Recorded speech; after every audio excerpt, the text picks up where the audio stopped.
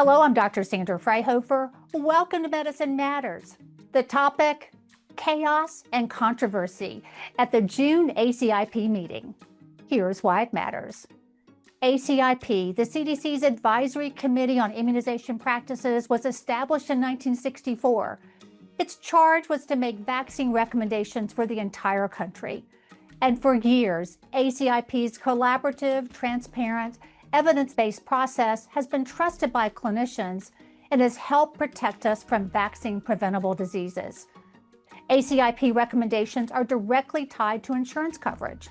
ACIP recommended vaccines on the child and adult schedules have to be covered by ACA-compliant insurance plans. ACIP also makes recommendations for vaccines included in VFC, the Vaccines for Children program. VFC ensures that every child in America has access to vaccines, even if their parents can't afford them. This program provides vaccines to 50% of children in this country. I've been a liaison to ACIP for nearly 2 decades. In those 20 years, over multiple Republican and Democratic administrations, I've observed ACIP to be the crown jewel of our public health system, preventing hundreds of thousands of hospitalizations, deaths, and untold suffering. ACIP has been a beacon of trust for physicians and the public when it comes to vaccines.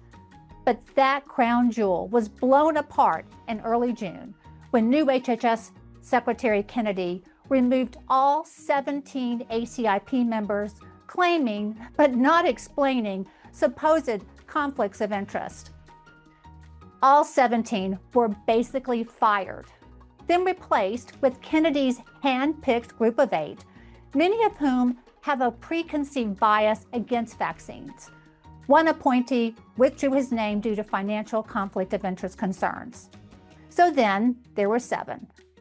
For a few days, it seemed sort of touch and go as to whether or not the meeting would even happen. Senator Cassidy, the physician who chairs the Senate Health Committee, was so concerned about the qualifications of Kennedy's new panel that he wanted the meeting to be delayed. The ACIP draft agenda, first posted mid-June, and in itself was significant for what it did not include. A highly anticipated discussion and vote on HPV vaccines was omitted. There was also not a vote on the agenda for COVID vaccines. You may recall that on Tuesday, May 27th, HHS Secretary Kennedy unilaterally removed COVID vaccines from the immunization schedule for healthy children and for pregnant women. He made this announcement on social media on X.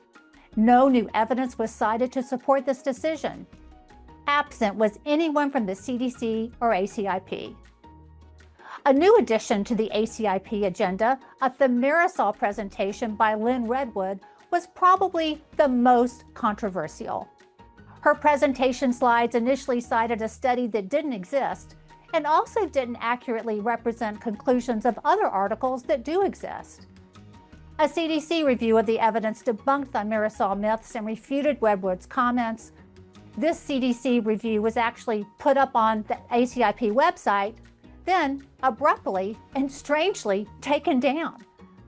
It clarified that all childhood vaccines licensed and recommended in the U.S. have been Thimerosal-free since 2001, with the exception of some multi-dose formulations of flu vaccines. It also explained the evidence does not support an association between Thimerosal-containing vaccines and autism or any other neurodevelopmental disorder. When it came time to vote, the new panel did reaffirm routine annual flu vaccination for everyone 6 months and older. But when the additional votes involved Thimerosal, all but one member ignored the true scientific evidence.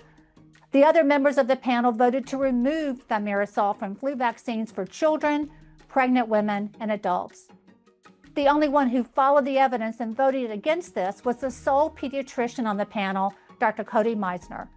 He had previously served on ACIP and explained the risk of flu is so much greater than the non-existent risk from Thimerosal. Comments from ACIP's new chair were quite concerning. He called for, quote, a review of long-approved vaccines. He said ACIP will be taking a look at the cumulative effect of the recommended vaccine schedules including interaction effects between different vaccines, the total number of vaccines, cumulative amounts of vaccine ingredients, and the relative timing of different vaccines. The current child and adult schedules are evidence-based and have been in place for a long time. This type of review could totally upend the child and adult immunization schedules as we know them. He also explained ACIP will be taking a new look at the use of MMR and varicella vaccine for young children. He also announced a new vaccine work group may look at the need for the universally recommended Hep B vaccine dose on the day of birth. Now understand that pediatricians consider this Hep B dose at birth to be a cornerstone of Hep B prevention for the entire population.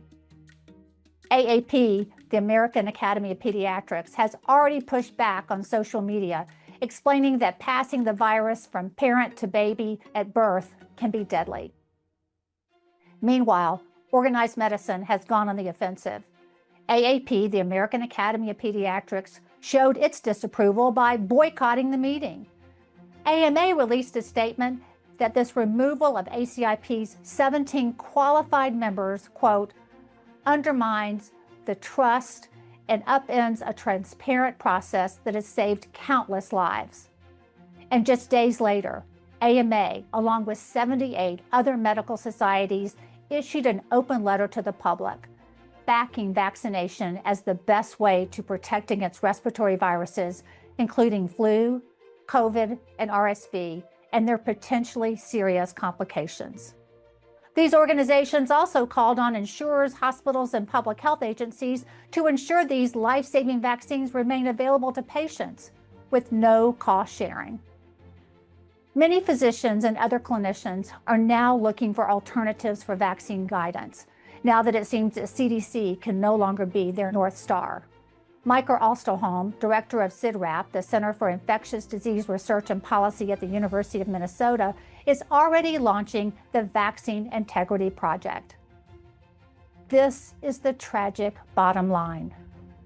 ACIP was put on life support when all of the 17 remarkable physicians, scientists, and vaccine experts were removed for clearly political reasons. This, the first ACIP meeting since that purge, confirmed our worst fears. It gave platform and voice to an unscientific, debunked presentation on the vaccine preservative Thimerosal, given by someone who was clearly unqualified and uncredentialed to even address this issue or this committee. ACIP is supposed to address vaccine policy that can bring health and happiness, not death and illness, to our country. America's physicians must try to work with everyone at these public health agencies to advance the nation's health, but physicians must stand up for our patients. We must push back on misinformation, medical foolishness, and quackery. And unfortunately, there is no other way than that to describe that Thimerosal presentation, and more importantly, the 5-to-1 vote that adopted the debunked Thimerosal presentation as ACIP policy. Misinformation causes mistrust in vaccines. Mistrust reduces vaccine uptake, and reduced vaccine uptake kills and sickens our patients. We wouldn't be in the midst of a measles outbreak but for vaccine hesitancy. If this is what we can expect out of this new ACIP, physicians need to get ready for more suffering and death, because that's surely what's coming. For Medicine Matters, I'm Dr. Sandra Fryhofer.